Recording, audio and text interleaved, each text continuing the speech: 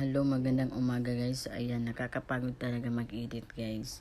Alam niyo, sinabi ni Mita sa akin guys na paulit-ulit lang daw yung ginagawa ko. So, syempre, tatanggapin ko naman talaga yun na paulit-ulit kasi nga, wala naman talaga akong ibang ginagawa guys kasi nga, yun lang talaga yung ginagawa ko, yung paulit-ulit na mag-client, na mag-client, ng mag-client, ng mag-client. Wala nga akong time maglaba minsan eh. Kaya tambak labahan ko guys. So, ayan nga guys, kahapon, talagang talagang busy ako kahapon guys kasi nga umattend ako ng pamangkin ko, yung General PTE meeting nila. Pero dito pa lang sa bahay na to guys ay mga tanghali siguro, bumalik ako guys. Alam niyo, talagang nagmamadali lang. So, dapat, yung 10:30 yung dapat balik ko dito, pero syempre may ginagawa nga ako guys, so kaya hindi ako masyadong nakabalik. So ang sabi niya guys,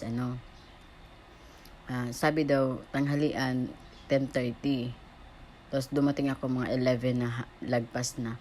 Sabi pa niya guys na ubos na daw yung lechon. Buti nga daw sabi niya tanglad na lang yung naiwan. Sabi ko, bahala na, di bali ng tanglad, kakain naman ako ng tanglad. Ang sabi din niya, buti kung maraming tanglad, So, ayan na nga, guys. O, ayan, bumalik ako kagabi na mag-food spa.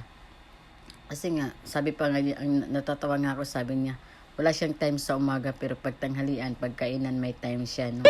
Sabi niya na. Pero di bali na, guys, kasi nga, talagang nagmamadali naman talaga kapon.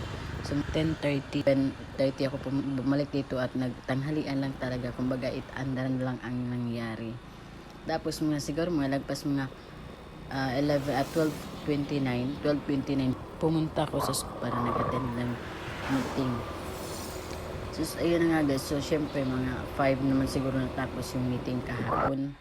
Oo, mga 5 na. So talagang antok ako guys kasi galing ako dito, di ba? Siguro mga 2 a.m. in the morning kami natapos kahapon sa massage guys. So ayan, medyo talagang hapong-hapo. At nagmamadali ako kinaumagahan yun guys, gawa ng may mga pamangkin akong ihatid sa umaga sa school. So ayan, talagang multitasking yung ginagawa natin, Kaya kung bakit hindi ako makagawa ng mga magagandang content, so kung baga yan na lang ang ginagawa ko guys, paulit-ulit. So di bali ng paulit-ulit kaysa naman marami kang followers o nagre-reach ka nga, pero hanggang dun lang sila. Talagang hindi sila kasi nga low quality yung So di bali na guys, bahala na si Lolomit niyan.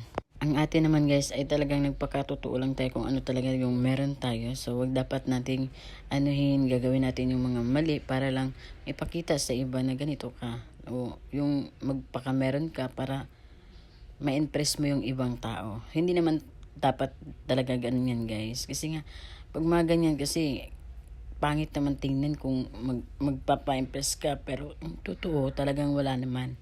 Diba? So, yun lang. So, ayan lang guys. Isa lang yung dapat kung ay dapat magpakatotoo ka guys. Yun lang. Wala naman talaga tayong dapat kundi magpakatotoo lang talaga. Kung hindi mo kailangan ipakita sa ibang tao nga ka. Kung ano man yung nakikita nila sa kanila na yon. Anuhin mo lang yung sarili mo kung saan ka masaya. Kung gusto mo yung ginagawa mo, doon ka. Huwag pansinin yan. Bye!